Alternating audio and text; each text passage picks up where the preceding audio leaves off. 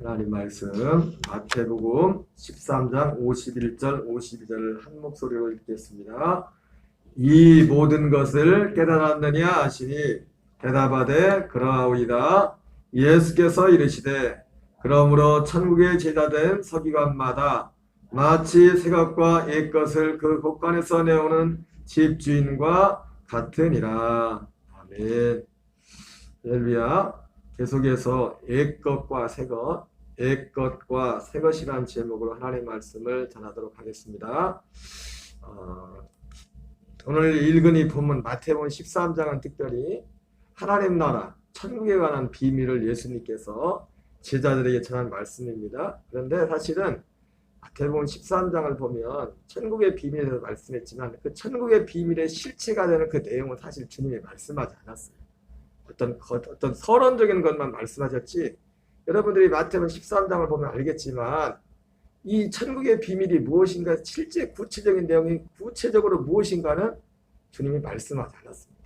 우리가 성경 읽어보면 알겠지만, 다만 그 어떤 하나의 단서가 되는 거 있다면 오늘 말씀한 것처럼 새것과 옛것은, 새것과 옛것이라는 그 말씀 그것만 탁 던져놨지 사실 어떤 구체적인 내용의 성경에 기록된 것이 없습니다. 성경에만 그런 것이라기보다도 예수님이 여기까지만 말씀하신 것 같습니다. 마태복음 13장에서. 왜냐하면 제자들이 사실은 말해도 잘 알아듣지 못해요. 사실은 이 예수님의 천국의 비밀에 관한 것 실체는 사실은 예수님이 언제 말씀했냐? 요한복음 13장, 14장, 15장, 16장, 17장에 이 그 실체, 구체적인 내용들을 이 말씀했던 이 천국의 비밀에 대한 실제적인 내용은 사실은 요한복음 13장 이후에 14, 15, 16, 17장에 예수님이 말씀을 하셨어요. 예수님이 그때 그 말씀하시면서 뭐라 합니까?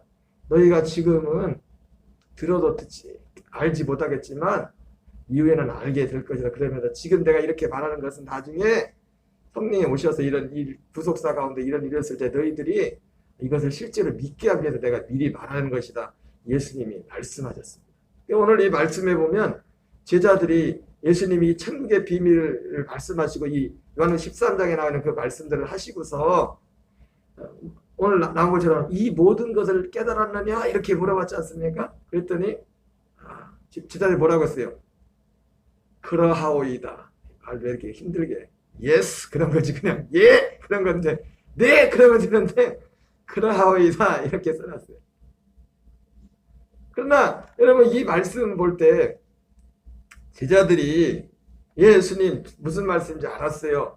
이 말씀 속에서 우리가 알 수 있는 것이 방금 말씀드렸던 제자들이 깨달았다는 것이 이 천국의 비밀의 실체, 그것을 실제 알았다는 게 아니라 예수님이 빗대어 말했던 그런 내용들을 알았다는 내용에 불과한 겁니다. 사실은 실제로 이 제자들이 천국 비밀을 알았다면은, 물론 그것을 그 내용을 사실은 몰랐다는 것이 요한복음 14장의 이후에 예수님의 설교 가운데 나오죠. 너희들 내가 이렇게 말하지만 너희들 아직 깨닫지 못한, 알지 못하지만 이후에 너희들이 알게 될 거다. 이 내용을 예수님이 말씀하는 거 볼 때 제자들의 이 말은 이 천국의 비밀의 그 실체를 깨달아 아는 것이 아니라 천국의 비밀에 관해서 관련돼서 말했던 또 주변 얘기, 서론적인 그런 부분, 비유로 말씀했던, 그래서 예수님이 비유를 풀어주지 않습니까? 그런 내용들을 이해했던 내용이지 실제 이 천국의 비밀된 이 복음을 실제 깨달은 건 아닙니다. 여러분, 우리가 정말 복음을 알게 되면, 언젠가도 그런 말씀했죠. 제가 이 복음을 이렇게 전하면서 처음 와서 설교를 듣는 분들은 두 가지 반응이 있을 수가 있어요. 하나는 뭐냐면 왜 저런 얘기를 할까? 그럴 수도 있고요. 또 하나는 뭐냐면 뭐 전에는 복음과 연속선상이 있는 거기 때문에 또 중복되는 내용도 있기 때문에 뭐 다 아는 내용이네. 뭐 들어봤던 내용이네. 그래서 제가 지금 우리 교회에 나오지 않고 있지만은 우리 형제, 남자 청년 형제분이 잠깐 저희 교회에 나오셨었는데 저에게 예배 참석하다 이제 물어봤어요. 사실 이 설교가 이 실제 액면을 진짜 알게 되면 이게 쉬운 내용이 아니거든요. 왜냐면 목사님들도 이해를 안 해, 못해요. 저는 목사님들도. 왜냐면 지금까지 우리 어떤 이게 딱 굳어져 있는 어떤 생각, 지금까지 어떤 교리적이기 때문에 그 이상을 넘어가지 못한다고. 그럼 지금까지 우리가 믿고 있었던 것이 다 잘못된 거냐? 아니에요. 하나의 어떤 과정이고, 말씀을 드렸지만은 그런 어떤 부분에서도 조금 다른 거 있을지라도 성령의 역사를 통해서 그 안에 이 약속이 이루어진 분들도 있어요. 그런데 그 약속이 이루어졌을지라도 이것을 실제로 아는, 구체적으로 아는 것과 모르는 것은 신앙생활에서 하늘과 땅 차이예요. 실제로 예수님이 하니까 진리를 알지 진리가 너희를 자유케 하리라고 했는데, 어제 저희 사모님이 지방에 사모님들하고 단톡방에 있어요. 세 분의 사모님. 둘 다 이제 은퇴가 얼마 남은 목사님들 사모님들인데, 어떻게 세 명이 단톡을 하겠는데 집사람하고 연배 차이가 좀 나거든요. 예전에 어떤 사모님이 그 사모님들을 지방의 사모님들한테 단톡을 이렇게 신청했는데 다 나가고 집사람 혼자 남은 거예요. 그래서 집사람이 어른들 둘만 남은데 자기 혼자 자까지 나가면 그 사모님들 둘만 남잖아요. 그래서 어쩔 수 없이 그 단톡방에 남아가지고 그 사모님 한 분이 주로 가끔 생각할 때마다 어떤 문자들을 보내고 카톡에 글을 옮겨요. 근데 어제 들어보니까 어떤 한 사모님이 그런 내용을 올렸어요. 뭐라고 올렸냐면은, 요즘은 이상한 게 하나님이 내 기도에 잘 응답을 안 하는 것 같다고. 그런 이제 연기했는데 집사람이 뭐라고 이제 짤막하게 글을 답을 남겼나 봐요. 근데 요지가 뭐냐면,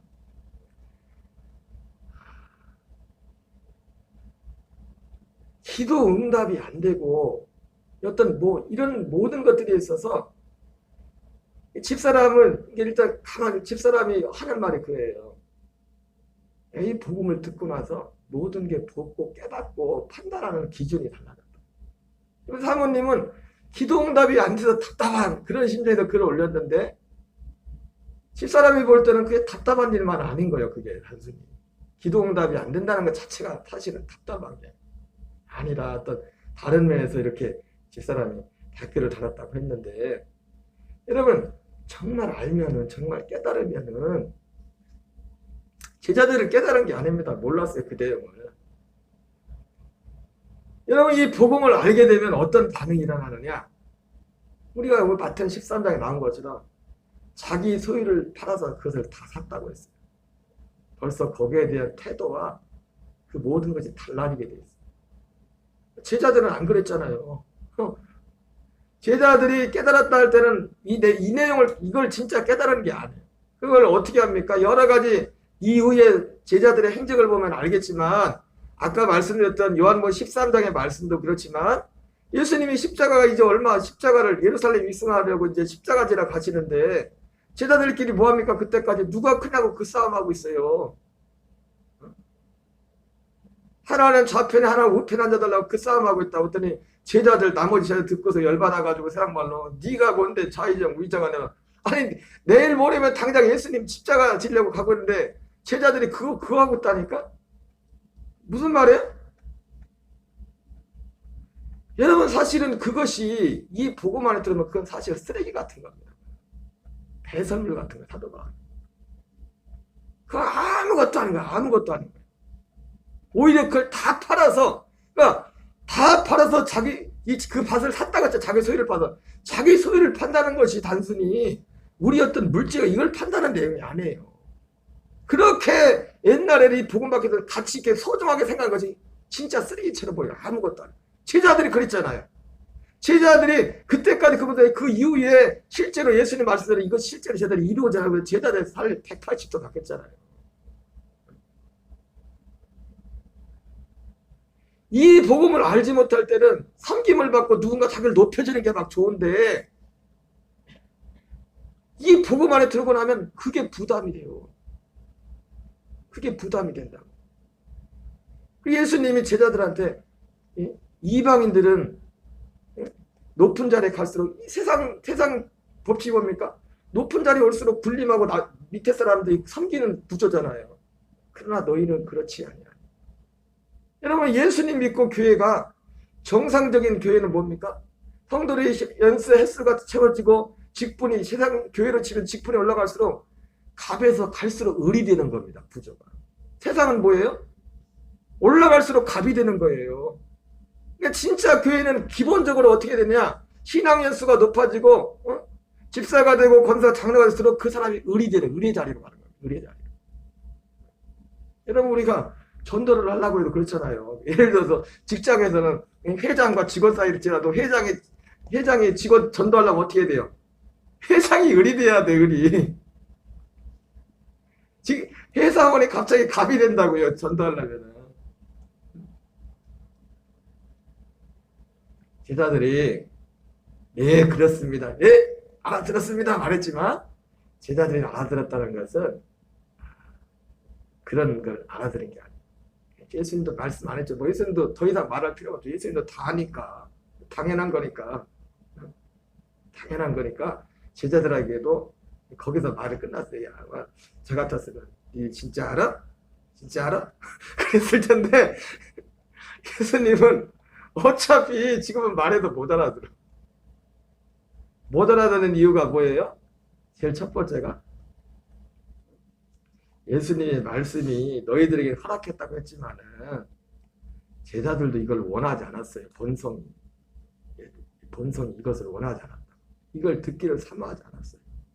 제자들조차도.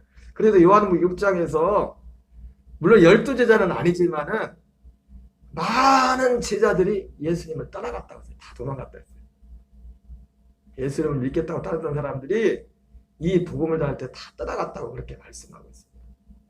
그래서 여러분 이 천국의 비밀에 있어서 핵심은 뭐였냐면은 두 가지였죠. 어제 첫째는 뭐였습니까? 많은 사람들이 원하지 않았다. 이 복음을 원하지 않았다.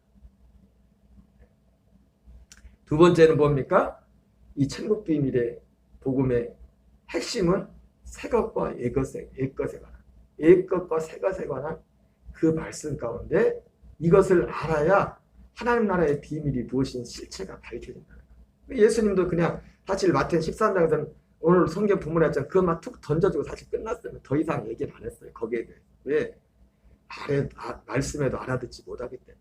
우리 나중에 아까 말했던 것처럼 요한복음 13장에서 14장 이후에서 이제는 그 실체에 대해서 단어는 옛것과 새것 내용을 알았지만은 그 새것 특별히 새 것이 무엇인가 예수 이루고자 그 말씀을 하시는 것이고 옛것과 새것에 대해서는 오히려 구체적으로 나중에 사도 바울이 로마서나 갈라디아에서 말씀하죠. 다른 단어로 표현을 해가지고 율법과 믿음이라든지 뭐 여러 가지 이 대조를 하면서 표현한 걸 보게 됩니다.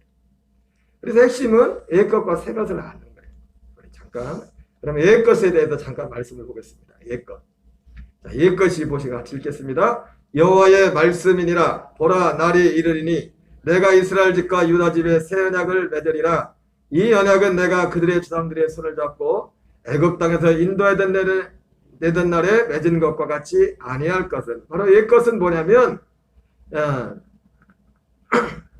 하나님이 그들의 조상들의 이 출애굽을 말하는 거죠. 출애굽할 때 시내산에서 인도해내던 날에 맺은 것, 그 율법을 말하는 겁니다. 모세를 통해서 주어진 율법, 이것을 옛것이라고 말하고 있습니다. 옛것.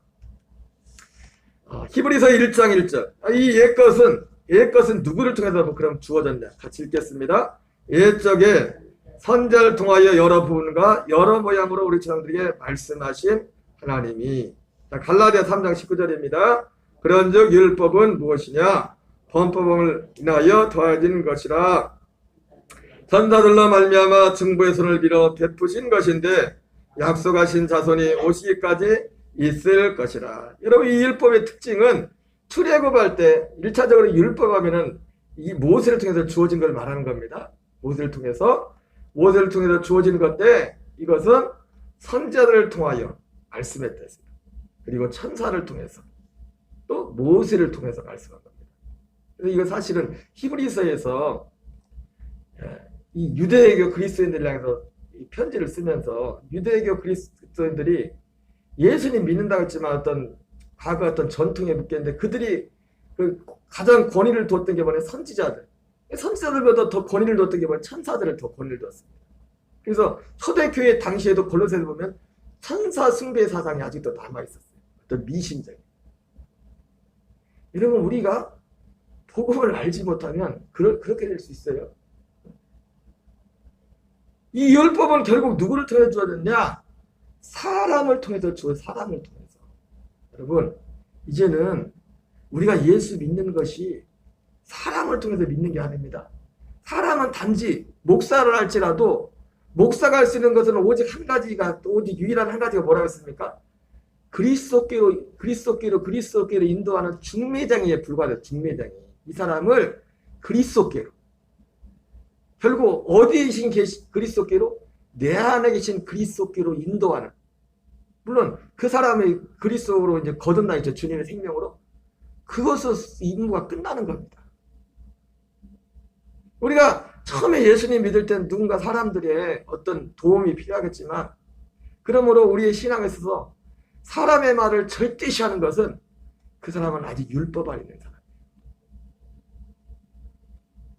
목사 입장에서도 그런 위치에 서면 안 되겠고, 성도 입장에서도 그런 태도를 취하면 안 돼요. 물론 당연히 사람의 도움이 필요해요. 근데 어떤 면에서요? 이 복음의 진리를 깨닫고 가르쳐서 이걸 인도만 돼서 깨닫지, 결국 모든 것은 결정하는 거 뭡니까? 내가 내 안에 계신 그리스도로 말미암아, 그 성령으로 말미암아, 그 아들의 생명으로 말미암아 그 그리스도의 마음을 가지고 살아가는 겁니다. 다만 목사는 그렇게 할 수 있도록 하나님의 말씀을 통해서 도와주는 겁니다. 그리스도께로 인도합니다. 주님께로 그 인도합니다. 그래서 옛 것은, 특별히 율법을 말하는 율법은 선지자들과 천사들을 통해서, 모세를 통해서 주어진 것입니다. 율법의 옛 것의 목적을 말하죠. 율법이 무엇이냐 그럼 범법함을 인하여 더해진 것이다. 범법함을 인하여. 천사들로 말미암아 중보의 손을 베푸신 것이다. 중보의 손이라고 해서 중보의 손. 범법함을 인하여 더해진 것. 여러분, 율법은 범법함을 인해 더해진 겁니다. 여러분, 사람이 율법과 똑같은 게 뭐냐면, 똑같은 기능하는 게 뭐냐면 우리의 양심이에요. 양심. 뭐라고요? 율법과 양심 둘 다 옛 것입니다. 우리가 성경에 보면 선한 양심이라는 게 나오죠. 그죠? 그 선한 양심은 내 옛 생명에서 나오는 양심이 아니에요. 새롭게 거듭난 아들의 생명에서 나오는 양심이에요. 여러분 잘 들으세요.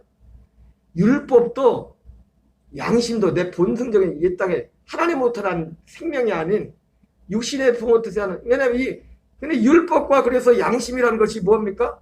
범법을 인하여 더해진 겁니다. 이게 무슨 뜻이냐면, 마태복음 5장에 보면 이에는 이, 눈에는 눈, 이런 말씀 있죠. 그죠? 옛사람에게 말한다. 이에는 이, 눈에는 눈. 우리가 얼핏 들으면 야, 하나님이 왜 이렇게 무자비하냐 이렇게 말하는데, 그게 무자비한 게 아니에요. 이에는 이가, 그게 사회를, 우리 범죄한 이 죄성 있는 이 사회를 보존하는 법칙이에요. 여러분, 그 창세기에 보면은 그 누구야? 어떤 한 사람이 이름이 갑자기 기억이 안 나요. 라멕이 어디 밖에 나가서 싸움을 하고 하잖아요. 그래서 자기한테 뭔 불이익을 줬다고 보복을 합니다. 그러면서 가인을 건드린 사람은 벌이 7배지만 나 건드리면 그보다 더 10배로 그냥 보복해. 그냥 안 놔둬. 그랬단 말이에요. 그러면 사람이라는 게, 우리의 본성이, 보세요. 여러분 가만히 보세요. 이에는 이, 눈에는 눈에서만 끝나면요 세상에 문제될 게 없어요. 근데 사람이 그렇습니까? 법 때문에 다만 어떻게 참는 거지. 잡혀갈까봐 참는 거지. 나 어떤 사람한테 내 눈 하나 빼면은, 여러분 눈 하나 빼는데도 끝나요? 가만히 생각해 보세요. 그냥 네 하고 싶은 대로 해. 그렇게 내버린다고 해보세요. 누가 내 눈 하나를 빼버렸어 와서. 그러면 여러분들은